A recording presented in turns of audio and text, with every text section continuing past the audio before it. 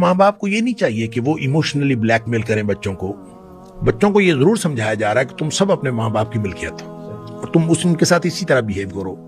لیکن ماں باپ کو یہ سمجھایا جا رہا ہے کہ ماں باپ اپنے بچوں کے سارے حقوق کا خیال رکھیں۔ آپ صلی اللہ علیہ وسلم نے ایک دفعہ آپ کو مشروب پیش کیا گیا، آپ نے تھوڑا سا پیا، اب آپ کے ارد گرد صحابہ کرام موجود تھے بڑی عمر کے اشیاخ، نبی پاک صلی اللہ علیہ وسلم وہ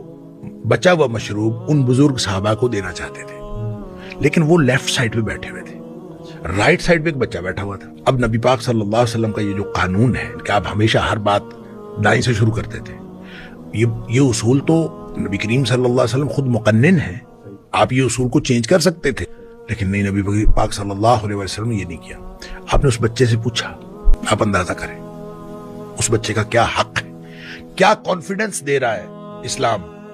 نبی پاک صلی اللہ علیہ وسلم سے پوچھ رہے ہیں کیا تم مجھے اجازت دیتے ہو کہ میں یہ مشروب ان بڑوں کو دے دوں؟ اب وہ بچہ نبی پاک صلی اللہ علیہ وسلم کی تربیت یافتہ تھا،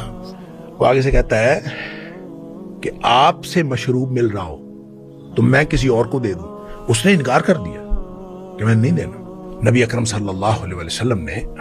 وہ مشروب اس بچے کو دے دیا۔ آپ اندازہ کریں کہ اس حدیث سے بچوں کے کیا کیا حقوق جو ہیں وہ سامنے آتے ہیں،